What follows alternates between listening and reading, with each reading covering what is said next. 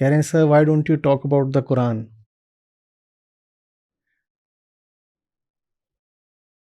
कुरान पढ़ी भी है, इस्लाम दुनिया का सबसे बड़ा दूसरा धर्म है, विशिष्ट एक पंथ है वो। तो ऐसा तो नहीं होगा कि उसके ग्रंथ को मैं अपनी यात्रा में पढ़ूंगा नहीं। पढ़ी भी है, उस पर चर्चा भी करी है, और अगर अभी पढ़ी होंगी तो कुरान पे 2-4 चर्चाएं तो शायद रिकॉर्डेड भी पढ़ी होंगी।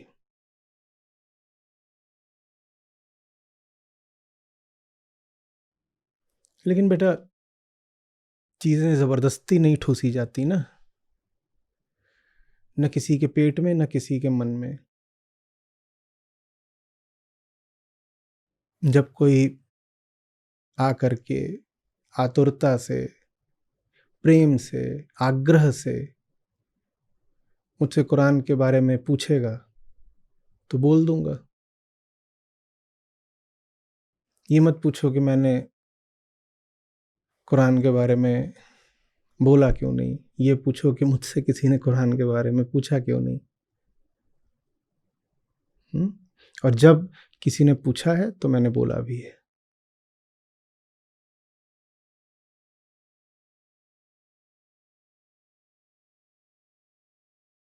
जितना रिकॉर्डेड मिलेगा उससे ज़्यादा बोला है।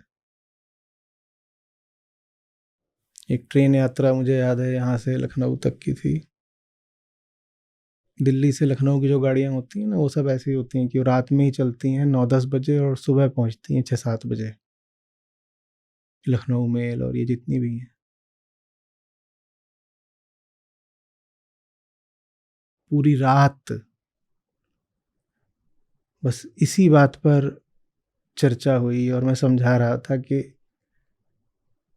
कुरान के केंद्र में क्या है, तौहीद माने क्या होता है। हमने समझाता गया क्योंकि जो मेरे साथ थे मुसलमान था एक, बहुत जिज्ञासु, प्यारा, आतुर लड़का। वो सुनना चाहता था। वहाँ सुबह सुबह पहुँच करके मुझे एक कॉलेज में सेमिनार में उपस्थित होना था। मेरे लिए भी एक झंझट की बात थी कि मैं रात भर बात ही करता गया, फिर जाऊं और वहाँ से मैं सीधे जाऊं और होटल में चेक इन करूं और वहाँ से सीधे सेमिनार चला जाऊं।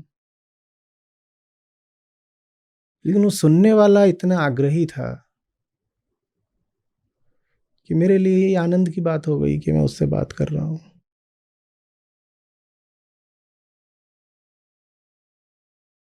इस बीच बहुत सारी उसकी मान्यताएं टूटी और उसने विरोध भी किया। जो बात उसको नहीं जम रही थी वो उसका पुरजोर विरोध भी कर रहा था, और उसको मैं समझाता गया, वो सुनता गया।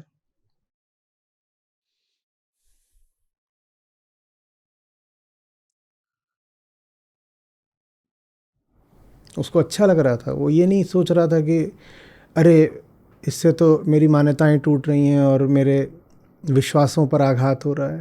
वो उसको ऐसे ले रहा था कि अब वो एक बेहतर मुसलमान हो पाएगा।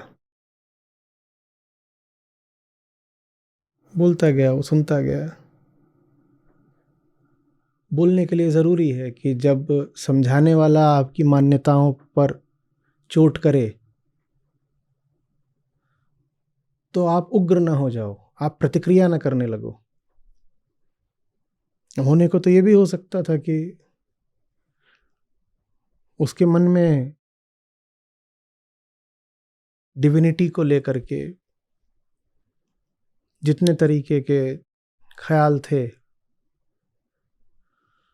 जब वो देखता कि उन पर चोट पड़ रही है तो कहता है कि ये आदमी, ये तो आचार्य है, ये हिंदू है, वो मुझे काफिर बोल सकता था।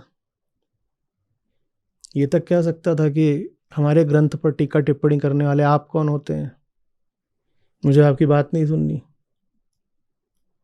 और मैं जब बात करता हूं तो खुलकर करता हूं।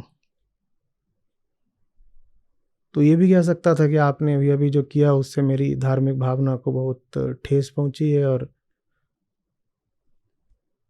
हमला भी कर सकता था मुझ पर। उसने नहीं किया।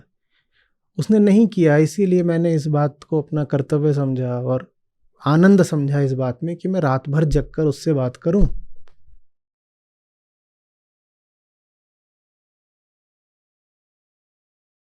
वैसा कोई मिलेगा तो बात करूंगा। अब ये थोड़ी कि तुम मुझसे सवाल पूछने आओ और फिर मैं जब बोलूंगा तो बोलूंगा। मैं आधी बात तो नहीं बोलूंगा, खुल के बोलूंगा। मैं कुछ बोलूं तो तुम मेरी गर्दन पकड़ लो, ऐसे में तो फिर मैं कुछ नहीं बोलूंगा। हम्म। आज भी बहुत सारे ऐसे मुस्लिम हैं, संपर्क में है मुझसे, कभी किसी जरिए से, कभी किसी रास्ते से मुझसे जिज्ञासाएं भी करते रहते हैं।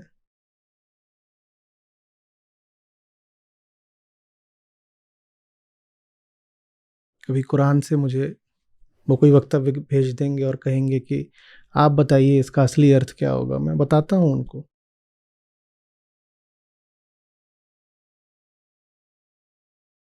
कभी और भी कोई, मात्र कुरान ही नहीं होती, और भी होती है।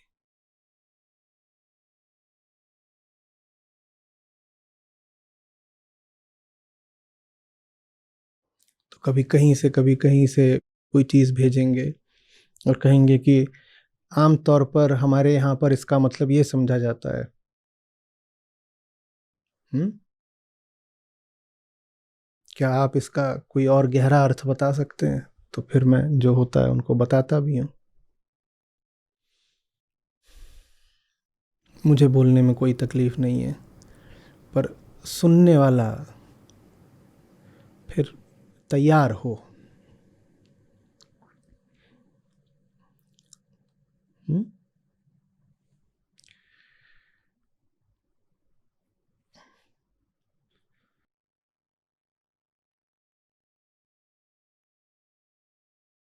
कई बार टिप्पणियां आती हैं, जैसे मैं कुछ बोल दूंगा, खासकर जब मांस वगैरह के बारे में कुछ बोलूंगा, या और भी बहुत सारे मुद्दे, तो उस पर मुस्लिम बंधुओं की ओर से टिप्पणियां आती हैं कि अरे आप पहले जा कर के कुरान पढ़िए तो आपको पता चलेगा। कई बार जो मेरी प्रशंसा भी करना चाहते हैं मुस्लिम वर्ग में से, वो ऐसे कहते हैं कि आपने जो बात बोली, आपको पता है कुरान में भी लगभग ऐसा कुछ लिखा हुआ है।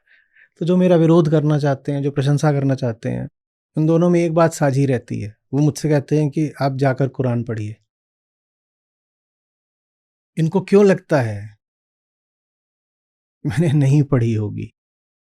और पढ़ी माने ऐसे नहीं कि जैसे उपन्यास पढ़ा जाता है, पढ़ा वैसे ही जैसे कोई ग्रंथ पढ़ा जाता है।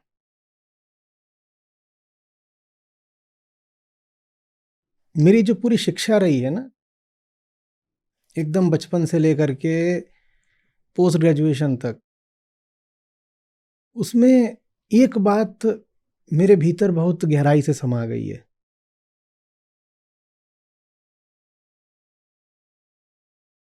बिना तैयारी के परीक्षा मत देना, और बिना पढ़े बोलना मत।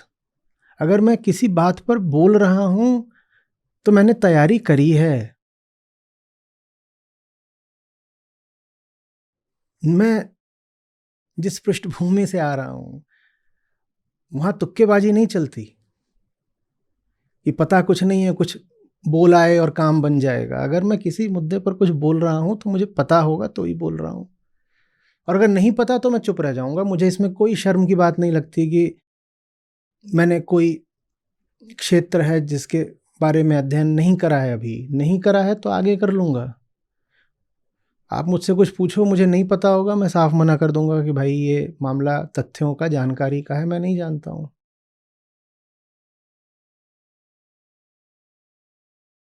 पर जिस क्षेत्र को मैंने अपना जीवन बनाया है उसके मैं ग्रंथ नहीं पढ़ूंगा, ये कैसे संभव है? हाँ, ये ज़रूर होता है कि स्मृति कई बार ऊपर नीचे हो जाती है, वो ठीक है। ग्रंथ इसलिए होते भी नहीं है कि उनसे स्मृति को भर लिया जाए। कोई चीज़ मैंने 15 साल 20 साल पहले पढ़ी थी, हो सकता है मुझे उसकी डिटेल्स विवरण ना याद हो। कोई मुझसे पूछे कि साहब बताइए, हाँ, कि कौन सा श्लोक है, कोई फलाना दोहा दे दिया कि इसको पूरा बता दीजिए।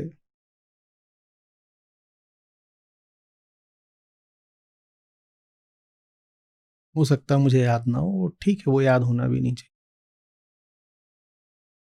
लेकिन इतना मैं आपसे बोले देता हूँ, और अजीब लग रहा है बोलना भी, कि पढ़े मैं सब बैठा हूँ, और अच्छे से पढ़ के बैठा हूँ, क्योंकि मैंने कोई परीक्षा पास करने के लिए नहीं पढ़ा। ये मैंने इसलिए पढ़ा क्योंकि वो मेरी अपनी प्यास थी।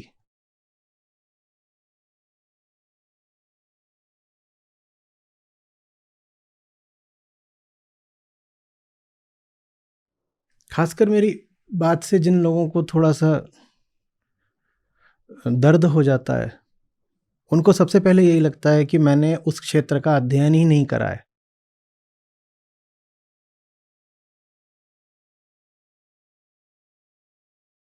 कई तो होशियार आकर के यहाँ तक लिख रहे हैं, अभी भी लिख रहे हैं, कि आप पहले जा कर के ना गीता का दूसरा अध्याय पढ़िए और फलाना श्लोक बता रहे हैं, आप ये श्लोक देखिए, आपने आज तक पढ़ा नहीं होगा।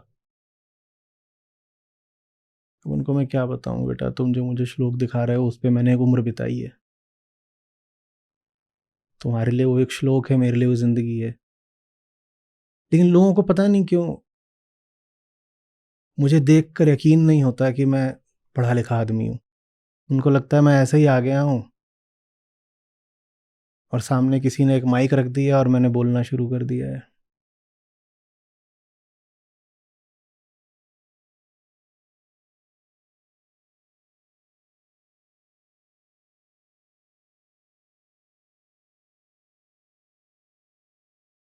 पूछ रहे हैं ब्रह्म सूत्र भी श्रुति नहीं है? फिर नहीं नहीं, ब्रह्म सूत्र तो वैसे भी एक्सप्लेनेटरी हैं बाबा। वेद व्यास बादरायण, नाम भी जुड़ा हुआ है।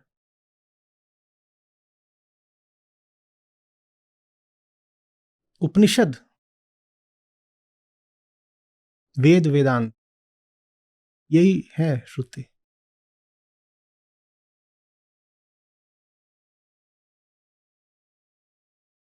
पर जो बात मैंने कहा था ना कि गीता पर लागू होती है, उसे उपनिषदों के समकक्ष मान लिया गया है, बराबरी का। वही बात ब्रह्म सूत्र पर भी।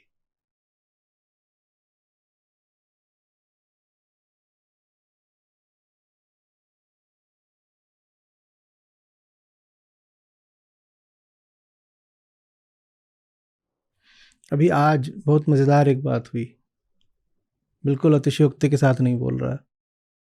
सुबह मैं घर पे था तो वहां पे पुराने कागज उलटने पलटने लगा, तो वहां अपने हाथ से लिखे हुए मुझे पुराने कुछ दस्तावेज मिले, और उसमें मेरी अपनी कविताएं थीं जो मैंने कोई 12 की उम्र में लिखी थी, कोई 14 की उम्र में लिखी थी। उसमें दो मुझे बड़े बड़े पत्र, इतने बड़े निबंध नुमा पत्र मिले जो मैंने अखबारों के संपादकों को लिखे थे,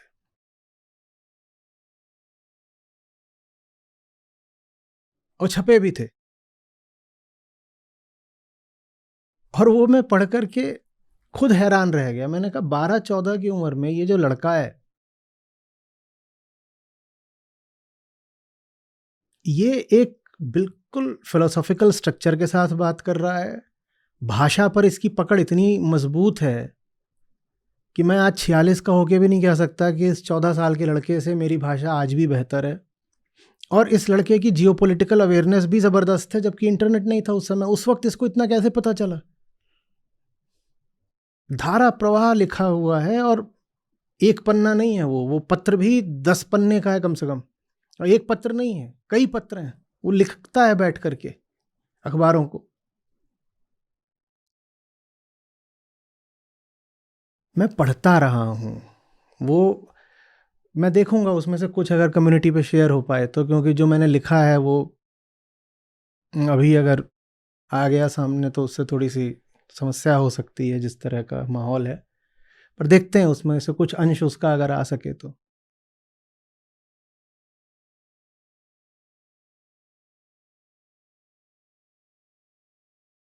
मैंने सचमुच पढ़ा है। और मैं 14 की उम्र में भी उतना पढ़ चुका था जितना अधिकांश बहुत पढ़े लिखे लोग अपनी पूरी जिंदगी में नहीं पढ़ते।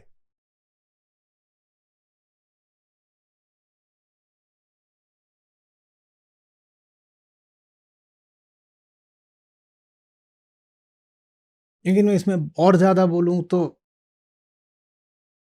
उसमें मुझे खतरा ही रहता है कि और ज़्यादा बोलूँगा तो उसको थोड़ा और बढ़ा दिया जाएगा और फिर वो बात वो चमत्कार वगैरह के दायरे में आ जाएगी। मैंने 14 बोला, लोग उसको 4 बना के कह देंगे कि जब ये 4 साल के थे तभी से इनको गीता, उपनिषद और सारे वेदों का ज्ञान हो गया था और इन्होंने सारे वेद याद कर लिए थे। और फिर मामला अंधविश्वास के दायरे में चला जाएगा, तो वो सब मैं नहीं बोलना चाहता उस तरीके से।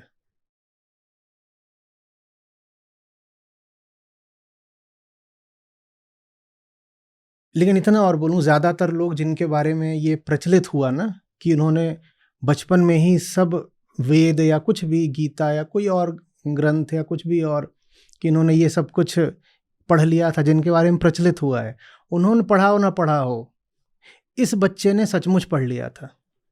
4 की उम्र में नहीं, ईमानदारी की बात। पर हाँ, 8, 10, 12 की उम्र आते-आते, और ये नहीं कह रहा कि सब समझ में आ गया था, पर जितना उस समय समझ में आ सकता है।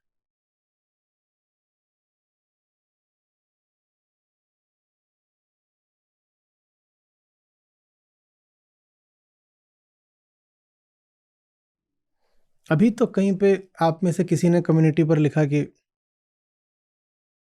फलानी जगह मैंने जा कर के कहीं पे ट्विटर पे कहीं पे कुछ उत्तर दिया है। तो उन्होंने अपने जो उत्तर दिया होगा उसका उन्होंने लिंक डाल दिया ट्विटर का कि ये मेरा उत्तर है।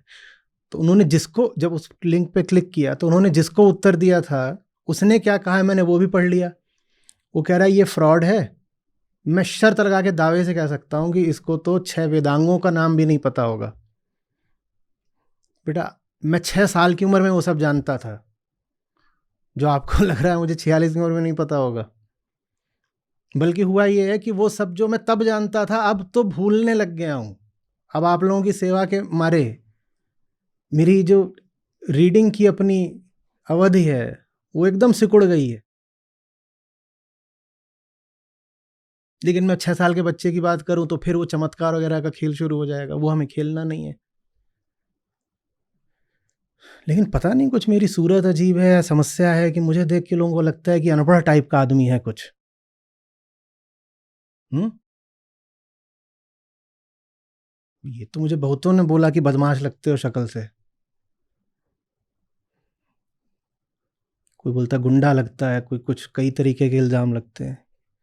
बोले इसको देख के डर लगता है, खतरनाक है। चलो गुंडा बोल लो, खतरनाक बोल लो।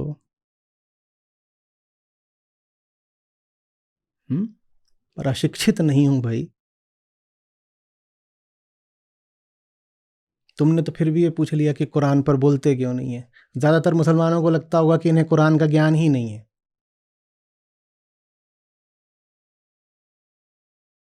और फिर बोलूँगा तो आपको लगेगा ये देखो छोटे मुंह बड़ी बात। लेकिन मेरे मुस्लिम भाइयों, ज़्यादातर लोग जिनसे आप कुरान पढ़ने जाते होगे या आपने जिनसे कुरान सुनी होगी, बहुत विनम्रता के साथ कह रहा हूँ, मुझे उनसे ज़्यादा कुरान का ज्ञान है। क्योंकि वो क्या बातें बोलते रहते हैं मैंने वो भी पढ़ी हैं। और जो बोलते रहते हैं वो बात कुरान की नहीं है, वो बात उनकी अपनी मान्यता की है। प्रणाम आचार्य जी, आप इतने मजबूत कैसे हैं, इतने क्लियर कैसे हैं सब चीज़ों को लेकर। मैं पैदा ही ऐसा हुआ था, मैं चमत्कारी बालक हूँ।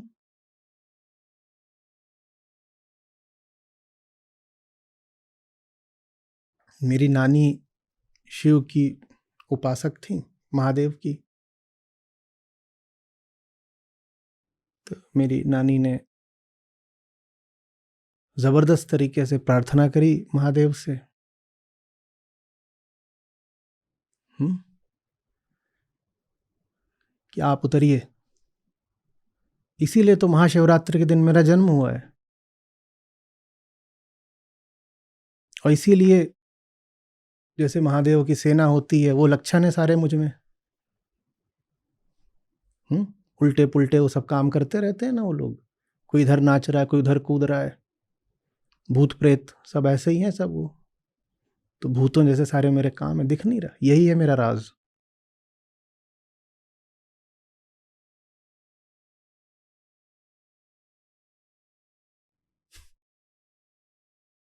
इसीलिए मैं उग्र बहुत हूं, क्योंकि महादेव को कुछ बनाना तो होता नहीं, उन्हें तो बस सब लीन करना होता है, प्रलय करते हैं तांडव में।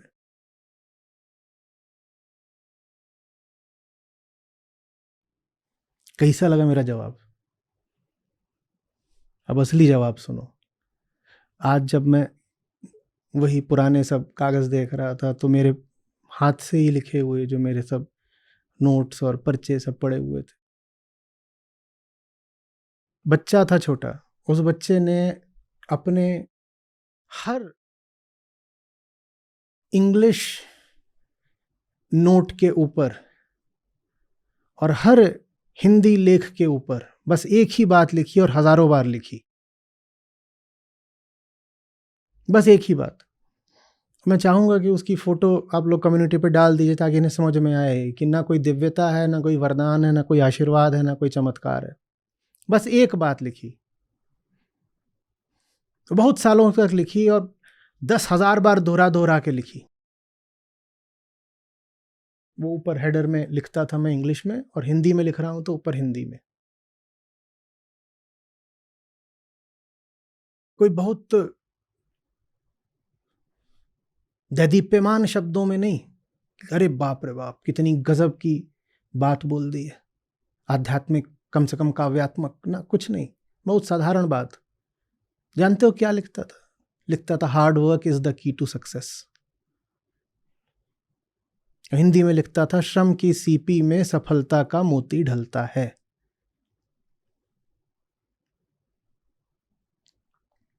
यही है और कुछ नहीं है, और मैंने इसके अलावा कभी कुछ लिखा ही नहीं।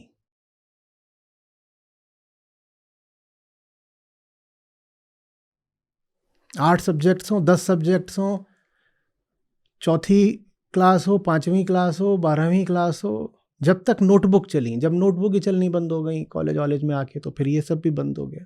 पर अपनी पूरी स्कूली लाइफ में मैं यही लिखा करता था, कभी कभार नहीं, सिर्फ यही, हर जगह। इतिहास, साहित्य, गणित, विज्ञान, अंग्रेजी, कुछ हो, बस यही, hard work is the key to success. कितनी साधारण सी बात है, इसमें कुछ विशेष लग ही नहीं रहा। हाँ, यही जो साधारण सी बात है बस यही थी, कुछ विशेष नहीं। बोला था ना आपसे कि अपनी पूरी जिंदगी मैं फाइटर रहा हूं, बस वही है और कुछ नहीं है। Hard work is the key to success. कहीं तो अजीब सी बात लग रही है, कुछ थोड़ा आध्यात्मिक बात लिखी होती। कितनी साधारण बात है, ये साधारण बात ही है भाई, मेरे पास कोई आध्यात्मिक सूत्र नहीं है।